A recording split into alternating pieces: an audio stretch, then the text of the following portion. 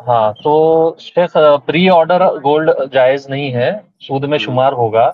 تو ہوں ہم لوگوں کو اگر کوئی ایک مخصوص ڈیزائن بنوانی ہے سونار سے، تو کیا ہم گولڈ کا بسکٹس یا کسی اور شکل میں گولڈ خرید کر پھر بعد میں ہوں اس بے کو ختم کریں اور پھر بعد میں ان کے پاس لے کر جائے کہ بھائی اس کا یہ فلاں ڈیزائن ہم کو بنوا کر دے دیجیے؟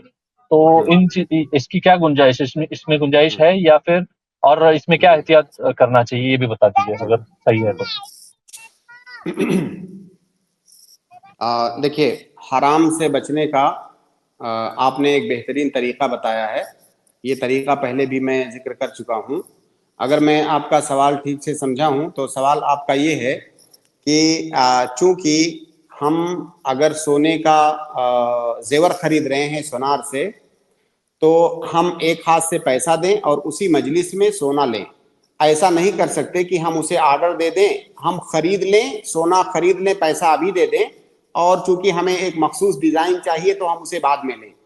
ایسا نہیں کر سکتے. تو اس کا طریقہ یہ ہو سکتا ہے کہ ہم نے سونے کی بسکٹ خریدا، سونار سے سونے کی بسکٹ خریدا، ہم نے اس کو پیسہ دے دیا. ہم نے مان لیجئے 100 گرام کا ایک بسکٹ خریدا سونے کا، ہم نے پیسہ دے دیا، بسکٹ لے لیا سونے کا 100 گرام. ہم نے پیسہ دیا، سونا لیا، پیسہ سونار کے پاس گیا، سونا میرے پاس آیا، میں سونے کا مالک ہو گیا. اب یہ معاملہ ختم، بیع و شراء کا ایک معاملہ یہاں پر ختم ہو گیا. اب ہمیں اس بسکٹ سے زیور بنوانا ہے کسی مخصوص ڈیزائن کا. اب وہ بسکٹ ہم سونار کو دیں کہ یہ میرا سونا لیجئے اور اس سے فلاں ڈیزائن کا زیور بنا دیجئے.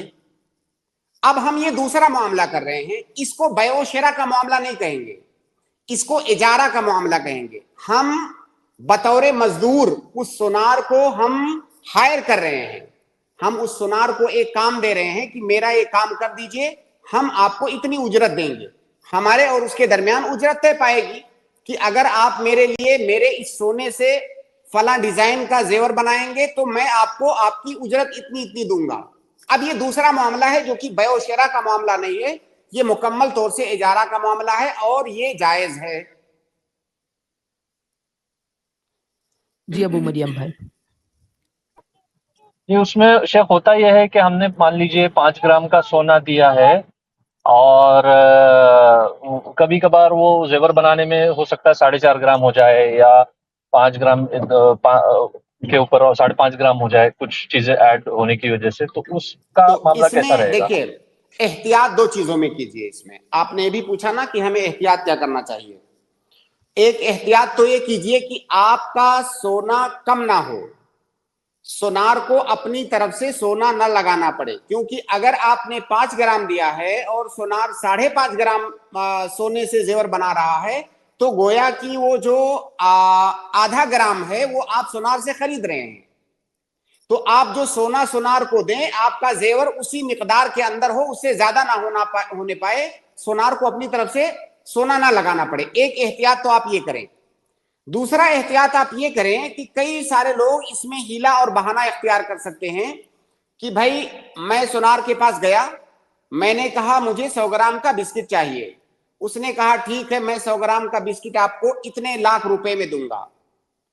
بسکٹ وہ پتہ نہیں کہاں رکھا ہوا ہے، اپنے باکس میں رکھا ہوا ہے، اس کے پاس ہے بھی کہ نہیں ہے. اس نے کہا ہاں میں 100 گرام سونا آپ کو اتنے لاکھ روپے میں دوں گا.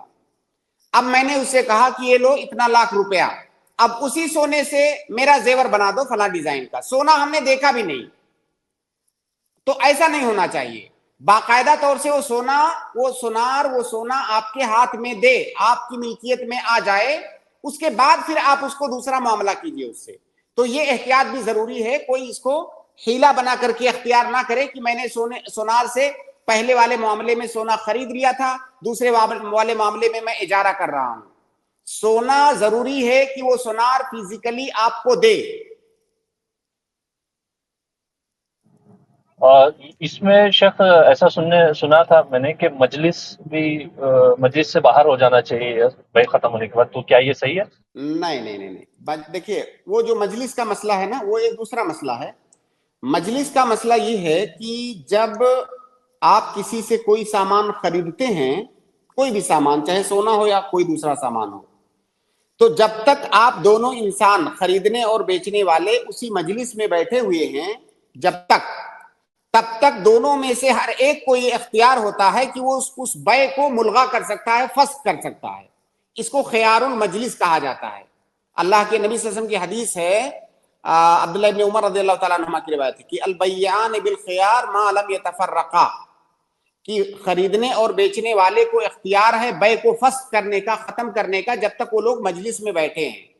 تو جب تک وہ مجلس میں بیٹھے ہیں تب تک دونوں کو اختیار ہے کہ بیع کو وہ فسخ کر سکتے ہیں. اس وقت تک یہ بیع جائز ہوتا ہے.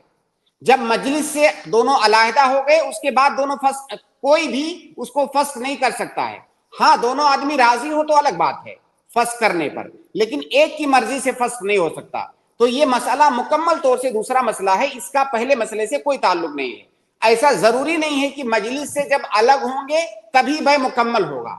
ہاں مجلس سے الگ ہونے کے بعد وہ بیع لازم ہو جائے گی. دیکھیے بیع کی دو قسمیں ہوتی ہیں، عقد کی دو قسمیں ہوتی ہیں، ایک عقد لازم اور ایک عقد جائز. عقد لازم کا مطلب یہ ہوتا ہے، عقود بہت طرح کے ہوتے ہیں، جیسے ہم لوگوں کے درمیان جو معاملات ہوتے ہیں، مالی معاملات، وہ صرف خرید و فروخت کا معاملہ تھوڑی ہے، اور بہت سارے معاملات ہوتے ہیں. تو ان معاملات کو عقود کہا جاتا ہے. اور عقود کی دو قسمیں ہوتی ہیں، ایک عقد لازم اور ایک عقد جائز.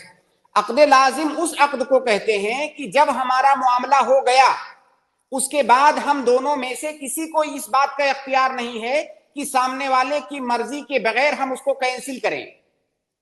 سامنے والے کی مرضی کا شامل ہونا ضروری ہے کینسل کرنے کے لیے. یعنی جب دونوں آدمی راضی ہوں گے تو اس معاملے کو ختم کر سکتے ہیں. اس کو کہا جاتا ہے عقد لازم. اور دوسری قسم ہے عقد جائز. عقد جائز کا مطلب ہوتا ہے کہ وہ عقد جس کو دونوں آدمیوں میں سے کوئی بھی فسخ کر سکتا ہو. تو یہ جو بیع ہے جب تک آپ مجلس میں ہوتے ہیں تب تک عقد جائز ہوتا ہے، دونوں آدمی فسخ کر سکتے ہیں بغیر ایک دوسرے کی مرضی کے. لیکن جب آپ مجلس سے اٹھ جاتے ہیں، باہر ہو جاتے ہیں، تو پھر یہ عقد لازم ہو جاتا ہے. فرق یہ ہے، ورنہ اس مسئلے کا تعلق پہلے مسئلے سے نہیں ہے.